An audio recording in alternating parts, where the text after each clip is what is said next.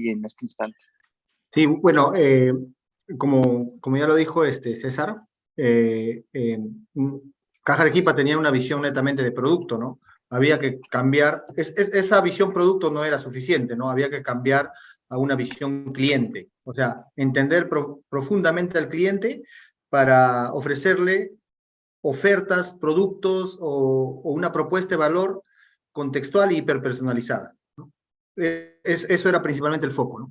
Y para lograr eso, te puedes apalancar en tecnología y dentro de la tecnología te lo puedes apalancar en inteligencia artificial y te puedes apalancar en machine learning, ¿no? Y la data ahí es súper, súper clave, ¿no?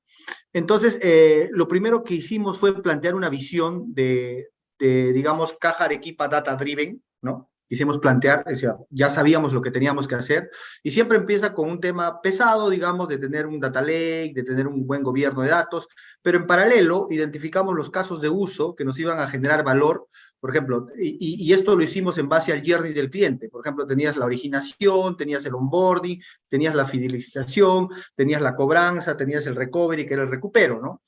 En base a eso, identificamos ciertos casos y priorizamos por generación de valor y rapidez, ¿no? Identificamos 2, 3 casos claves y empezamos a trabajar ahí mediante los equipos Agile, que eran conformados por los data science, los UX, los analistas de negocio, ¿no? Y diversos perfiles, empezamos a trabajar iniciativas, ¿no?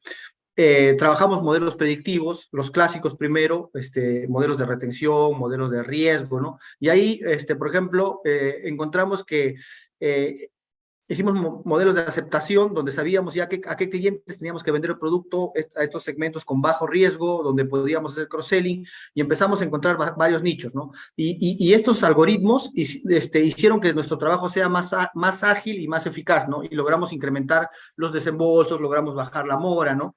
Y el segundo, y eso fue muy enfocado, digamos, en la parte tradicional que todos los bancos tienen, digamos, una receta estándar, ¿no? Para la generación o para el uso de la parte de Machine Learning, ¿no? Después dijimos ya, ¿y qué vamos a hacer con el cliente? Entonces dijimos ya no queremos optimizar el desembolso, no queremos optimizar la cobranza, porque eso ya está, ¿no? Lo que queremos ahora hacer es entender a nuestros clientes. ¿Para qué? Para mejorar la experiencia. Entonces, todo estaba relacionado, por ejemplo, con el NPS.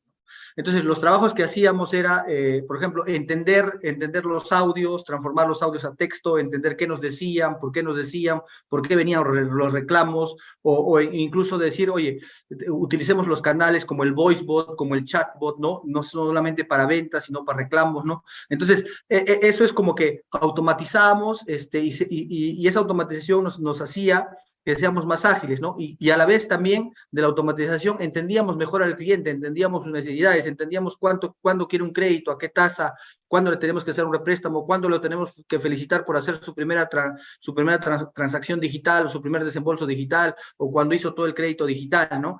Eso mejoró en realidad bastante nuestro NPS, lo pudimos comprobar también los ratios de aceptación, de contactabilidad, nos ayudó muchísimo, ¿no?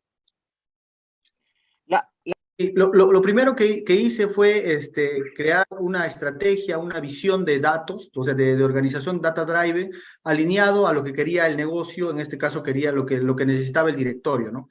Entonces, si el directorio en el corto plazo, por ejemplo, necesitaba cobranzas, si necesitaba vender más por el contexto del COVID, el tema de los riesgos, el tema de la cartera reprogramada en Perú, ¿no? Y necesitaba a la vez crecer también, entonces era muy orientado a la estrategia de negocio, ¿no?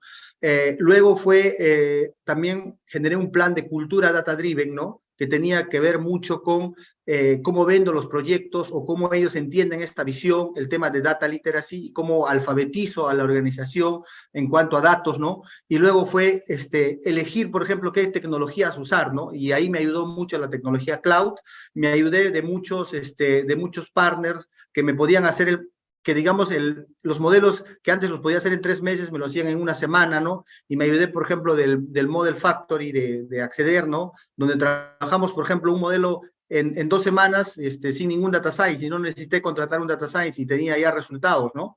Entonces, eso, por ejemplo, fue interesante tecnología. teníamos una tecnología on-premise que la quisimos escalar y no pudimos, empezamos a trabajar en cloud, ¿no? Empezamos a construir modelos, empezamos a generar un impacto y el negocio fue capturando valor y lo fuimos ayudando, ¿no? Entonces, cuando el negocio le empiezas a solucionar las cosas con inteligencia artificial, con machine learning, o sea, todo empieza a funcionar, ¿no? Y luego empezamos a tener más casos de uso, Claro. empezamos a trabajar no solamente en modelos, sino en visualizadores.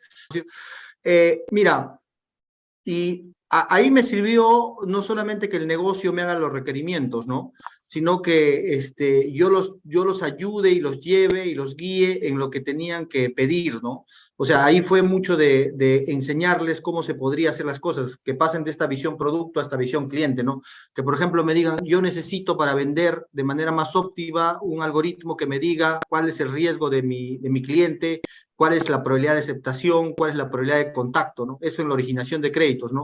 Y, por ejemplo, en la fidelización, yo quiero que me hagas un coach virtual que me diga por qué tengo que felicitar a mi cliente, ¿no? Y eso todo de manera automatizada, ¿no? Entonces, conforme se va generando ese círculo virtuoso, digamos, el negocio te va haciendo muchísimos más requerimientos, ¿no? Y te va diciendo, oye, mira, no solo necesito esto, sino me hacía recordar este tema de Juancho, me pareció bien interesante porque me decían, ya, ahora quiero ver la trazabilidad de mis leads, por ejemplo, que me están viniendo por el mundo digital, y quiero ver de cuántos ingresan, cuántos los contacto, cuántos los convierto, cómo viene mi gestión. Entonces ahí le preparábamos dashboard, o el equipo de finanzas, ¿no? Necesita un propio datamar, o necesita un data lake, ¿no? Y necesita otro tipo de tecnología, ¿no? Entonces yo les iba guiando, yo tenía reuniones, creo que de co-creación con el equipo para las iniciativas, ¿no? Mucho hacer inmersión en el negocio, ¿no?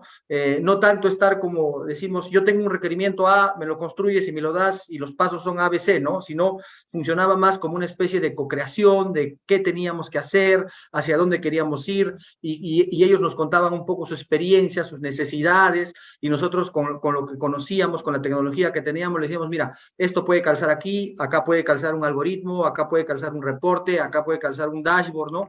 Y así encontrábamos, digamos, ese match entre el negocio y la tecnología, ¿no? Y luego, como te digo, esto se fue convirtiendo en algo muchísimo más ventajoso, muchísimo más virtuoso, nos empezamos a llenar de requerimientos, ahí tuvimos que priorizar por valor, ¿no? Y luego, pues, de tener algoritmos y de hacer la visión producto, la visión cliente, también puedes pasar a hacer, por ejemplo, en un escenario de los reclamos. ¿Por qué, por qué vienen los reclamos, no? Entonces hicimos una herramienta, por ejemplo, que me traduzca el audio en texto y que ese texto me analice y saber ya más o menos predecir por qué motivo me está llamando el cliente, dadas sus últimas interacciones que ha tenido, por ejemplo, en los canales alternativos, ¿no? Y entonces esto se va, y vas utilizando, por ejemplo, biometría, vas utilizando VoiceBot y vas utilizando algunos conceptos de inteligencia artificial en análisis de datos, ¿no? Ya, no,